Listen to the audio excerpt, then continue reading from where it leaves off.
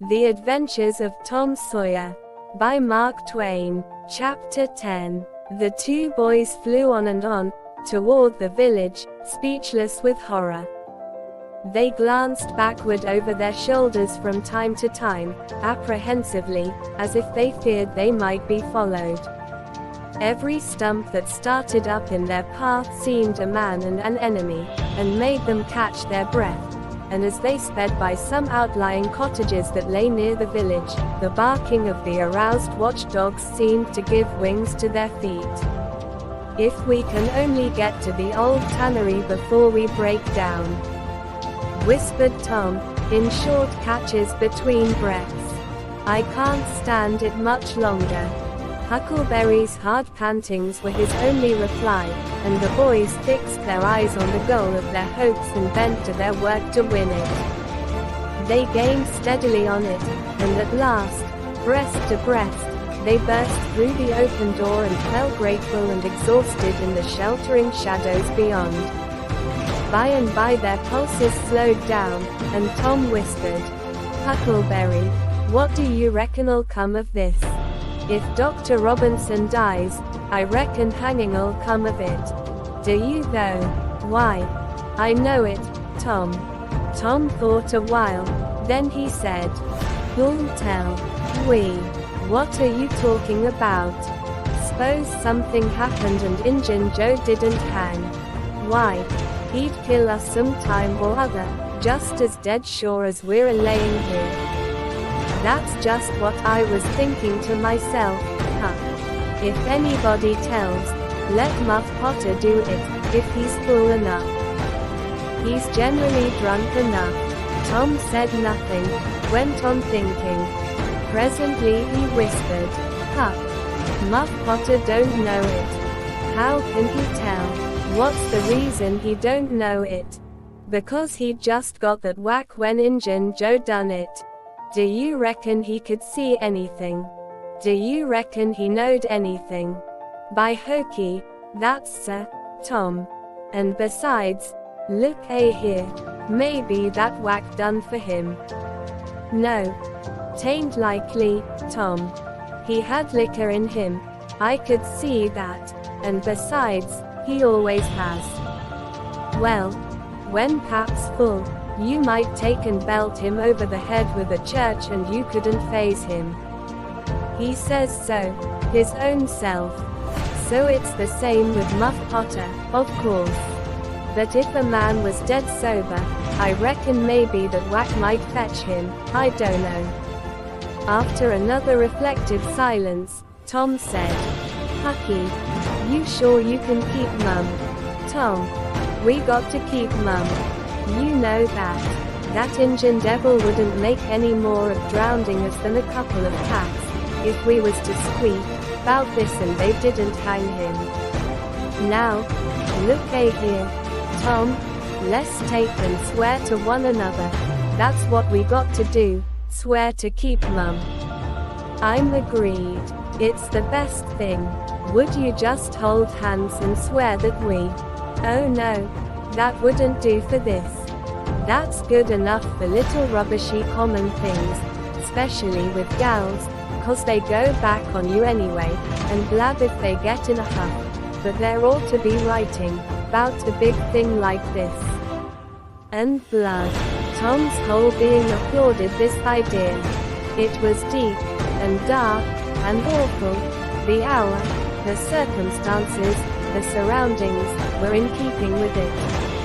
He picked up a clean pine shingle that lay in the moonlight, took a little fragment of red peel out of his pocket, got the moon on his work, and painfully scrawled these lines, emphasizing each slow-down stroke by clamping his tongue between his teeth, and letting up the pressure on the upstrokes. See next page. Huck Finn and Tom Sawyer swears they will keep mum about this and they wish they may drop down dead in their tracks if they ever tell and rot. Huckleberry was filled with admiration of Tom's facility in writing, and the sublimity of his language. He at once took a pin from his lapel and was going to prick his flesh, but Tom said, "Hold on, Don't do that. A pin's brass. It might have verdigris on it. What's verdigris? It's ison. That's what it is. You just swallow some of it once. You'll see. So Tom unwound the thread from one of his needles, and each boy pricked the ball of his thumb and squeezed out a drop of blood. In time, after many squeezes, Tom managed to sign his initials, using the ball of his little finger for a pen. Then he showed Huckleberry how to make an H and an F, and the oath was complete. They buried the shingle close to the wall, with some dismal ceremonies and incantations, and the fetters that bound their tongues were considered to be locked and the key thrown away. A figure crept stealthily through a break in the other end of the ruined building, now, but they did not notice it. Tom, whispered Huckleberry, does this keep us from ever telling, always? Of course it does. It don't make any difference what happens, we got to keep mum. We'd drop down dead, don't you know that? Yes. I reckon that's so. They continued to whisper for some little time. Presently a dog set up a long, lugubrious howl just outside, within 10 feet of them.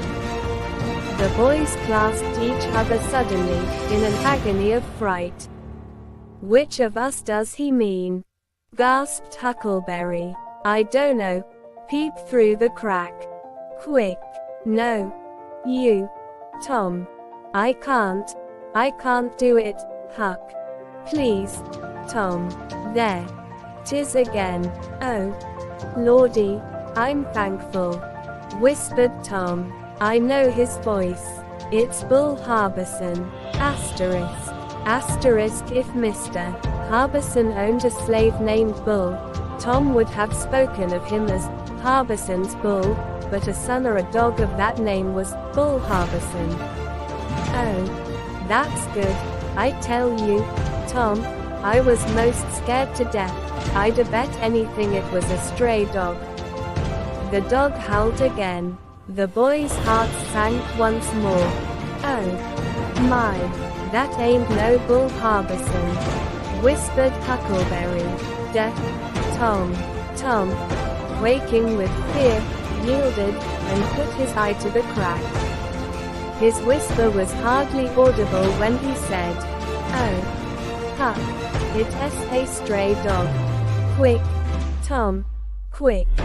Who does he mean? Huck. He must mean us both. We're right together. Oh. Tom. I reckon we're goners. I reckon there ain't no mistake 'bout where I'll go to. I been so wicked. Dad fetch it. This comes of playing hooky and doing everything a fella's told not to do. I might have been good, like Sid, if I'd have tried, but no, I wouldn't, of course. But if ever I get off this time, I lay'll just waller in Sunday schools. And Tom began to snuffle a little. You bad. And Huckleberry began to snuffle too. Confound it, Tom Sawyer, you're just old pie, longside oh what I am. Oh. Lordy, lordy, lordy, I wished I only had half your chance. Tom choked off and whispered, Look, Hucky, look. He's got his back to us. Hucky looked, with joy in his heart. Well, he has, by jingoes. Did he before? Yes, he did, but I, like a fool, never thought. Oh. This is Bully, you know. Now who can he mean? The howling stopped. Tom pricked up his ears. Shush. What's that? He whispered. Sounds like hogs grunting. No. It's somebody snoring, Tom. That is it. Where? Bouts is it, Huck? I believe it's down at Topper End. Sounds so. Anyway, Hap used to sleep there, sometimes, long with the hogs, but laws bless me, he just lifts things when he snores. Besides, I reckon he ain't ever coming back to this town anymore. The spirit of adventure rose in the boys' souls once more. Hucky, do you dast to go if I lead? I don't like to, much. Tom, s'pose it's Injun Joe. Tom quailed. But presently the temptation rose up strong again and the boys agreed to try, with the understanding that they would take to their heels if the snoring stopped. So they went tiptoeing stealthily down, the one behind the other. When they had got to within 5 steps of the snorer, Tom stepped on a stick, and it broke with a sharp slap. The man moaned, writhed a little, and his face came into the moonlight. It was Muff Potter. The boys' hearts had stood still, and their hopes too, when the man moved, but their fears passed away now. They tiptoed out, through the broken weatherboarding, and stopped at a little distance to exchange a parting word. That long, lugubrious howl rose on the night air again. They turned and saw the strange dog standing within a few feet of where Potter was lying, and facing Potter, with his nose pointing heavenward. "Oh, Gemini, it's him!" exclaimed both boys, in a breath. "Say, Tom, they say a stray dog come howling around Johnny Miller's house, 'bout midnight, as much as 2 weeks ago. And a whippoorwill come in and lit on the banisters and sung, the very same evening, and there ain't anybody dead there yet." "Well, I know that. And suppose there ain't. Didn't Gracie Miller fall in the kitchen fire and burn herself terrible the very next Saturday?" "Yes. But she ain't dead. And what's more, she's getting better, too. All right, you wait and see. She's a goner, just as dead sure as Muff Potter's a goner. That's what the niggers say, and they know all about these kind of things, Huck." Then they separated, cogitating. When Tom crept in at his bedroom window the night was almost spent. He undressed with excessive caution, and fell asleep congratulating himself that nobody knew of his escapade. He was not aware that the gently snoring Sid was awake, and had been so for an hour. When Tom awoke, Sid was dressed and gone. There was a late look in the light, a late sense in the atmosphere. He was startled.